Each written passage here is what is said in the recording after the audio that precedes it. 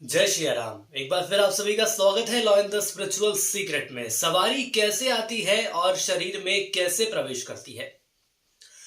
जी हाँ भक्तों, आज इसी विषय पर हम बातचीत करने वाले हैं कि आखिर किसी के शरीर में सवारी कैसे आती है। आप लोगों ने शरीर में देवी आना बहुत बार सुना होगा, ये कोई नई बात नहीं है।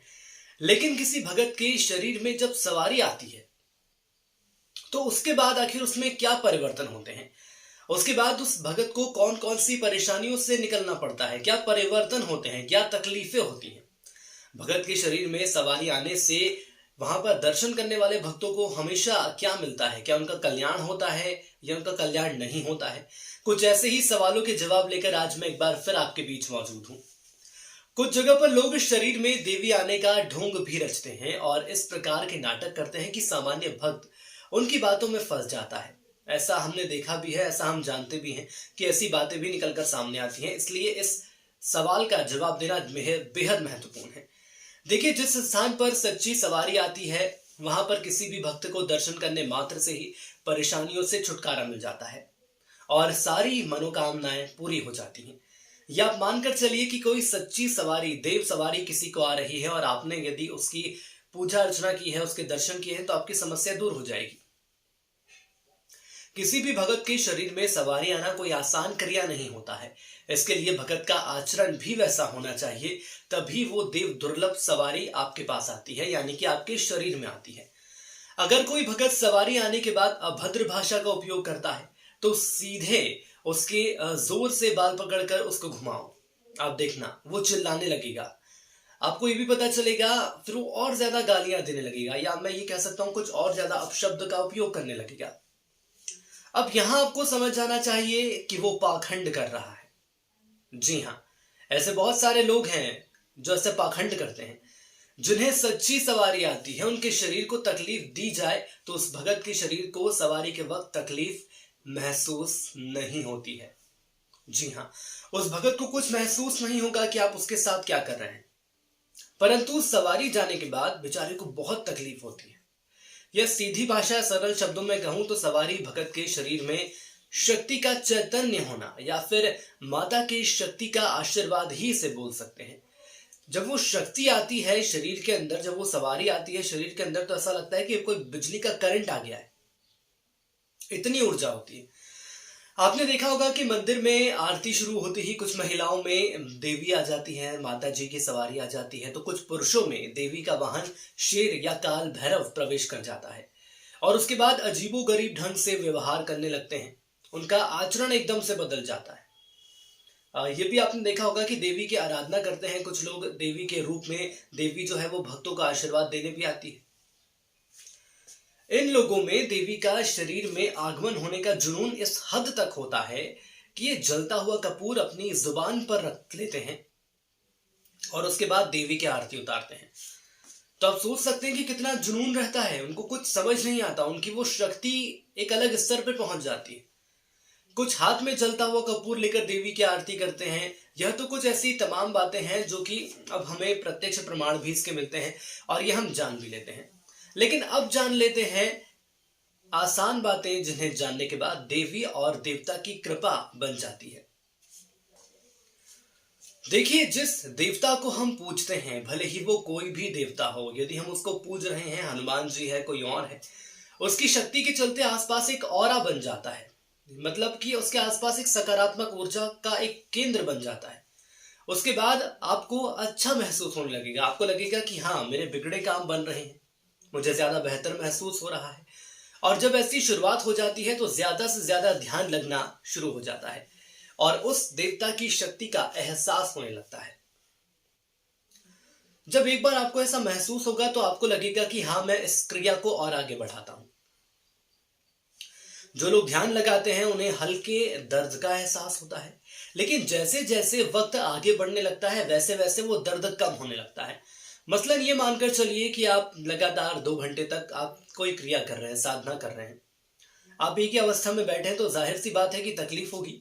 लेकिन जब उस तकलीफ में मजा आने लगेगा, उस तकलीफ में आपको शुद्धिकरण महसूस होने लगेगा, आपको लगेगा कि वो तकलीफ धीरे धीरे एक आंतरिक शक्ति के रूप में तब्दील हो रही है, तो उसके बाद आपको क्या लगेगा? उसके बाद आपके जो चक्र हैं, जो आपके पूरे चक्र हैं, उन चक्रों में कंपन का एहसास होगा, वाइब्रेशन का एहसास होगा। उसके बाद अच्छा लगने लगेगा और उस स्थिति का आप आनंद लेने लगोगे और तेज शक्ति के द्वारा पूरे शरीर में कंपन महसूस होगा।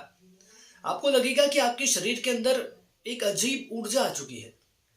लेकिन जो ये परिवर्तन आता है तो शुरुआती दौर में साधना करने वाले डर कर साधना छोड़ देते हैं। मैं आपको बताता हूं कि कुछ ऐसे भी हैं, कुछ ऐसे साधक हैं, कुछ ऐसे भक्त हैं हमारे संपर्क में जिन्होंने हमसे ये बताया कि ये सब महसूस उनको हुआ, उसके बाद उन्होंने साधना छोड़ दी। लेकिन इस दौरान जो साधक लगातार अपनी साधना को करता है तो उस दौरान उसका सिक्स्थ सेंस तेजी से बढ़ने लगता है। छठवीं इंद्रिय ये मैं कह सकता हूं, या ये कह सकता हूं कि सोच का नजरिया बदल जाता है। उसको कुछ भी होने वाला होता है तो पहले से एहसास हो जाता है कि हाँ, कुछ ऐसा होने वाला है। ये तो अब मैं बात कर लूं, यदि किसी खास मित्र का फोन आ जाए आपके पास, या आपकी मुलाकात बहुत वक्त से नहीं हुई है और आपको ऐसा लगता है कि मुझे उससे मिलना चाहिए, और जैसे आपकी साधना बढ़ती जाएगी तो वो चीजें होने लगेंगी। साधना के बढ़ने के साथ ही ये सारे परिवर्तन आपके अंदर आने लगेंगे। जैसे आपको लगेगा कि मैं किसी परिचित से बात कर लूं तो एक दो दिन में उसका फोन आ जाएगा, या वो कहो तो खुद घर पे ही आ जाएगा। किसी को याद करोगे तो सामने वाले को लगेगा कि आपने याद किया है, अपने आप आ जाएगा। हमारी ऊर्जा इतनी प्रबल हो जाती है कि हमारी ऊर्जा उस व्यक्ति तक पहुंच जाती है जिसे आप याद कर रहे होते हैं। लेकिन याद रखिए कि पूरी प्रक्रिया के दौरान जो आपके चक्र हैं वो पूरे तरीके से शुद्ध होते रहते हैं। जो आपके गुरु हैं वो भी आपको देवता से संपर्क करते हैं। शुद्ध मतलब होने का है, चक्रों का फिल्टर होने लगते हैं। वो चक्र अपने आप वो शुद्ध होने लगते हैं, कंपन उसमें महसूस होगा आपको। और कहते हैं कि आपकी आपकी सवारी लेना चाहते हैं, यदि कोई गुरु है और वो बोले कि आपकी सवारी लेना चाहते हैं, लेकिन आपका मन बेहद साफ शुद्ध होने लगता है। और इसके बाद शुरुआत होती है देव सवारी के आने की। देव सवारी की अब मैं आपको बात समझाता हूं, ध्यान से समझिएगा पूरा वीडियो। देव सवारी के आने के बाद आपको अलग अलग अनुभव होने लगेंगे, जिनमें कभी आपको ठंडा लगेगा, कभी आपको गर्म लगेगा, कभी आपको लगेगा कि बहुत ज्यादा ठंडा महसूस हो रहा है, कभी आपको लगेगा कि बेहद ज्यादा गर्मी है। हल्की हल्की सुगंध भी आपको आने लगेगी, आपके कानों के आसपास मंत्रोच्चार होने लगेगा। आपको ऐसा महसूस होगा कि मान लीजिए मंदिर में जो घंटियां बजती हैं, यहां मंदिर में जाते हैं तो मंत्रोच्चार होते हैं, तो वैसी कुछ आवाज, वैसी कुछ ध्वनि आने लगेगी। पूजा पाठ की धुन आपके कानों के आसपास आपको सुनने को मिल जाएगी। और उसके बाद आपका सिर हिलने लगेगा, ऐसा लगेगा कि खुद पर नियंत्रण नहीं है। मैं ये उन लोगों का उदाहरण आपको दे रहा हूं जिनके ऊपर सवारी आती है, देव सवारी आती है।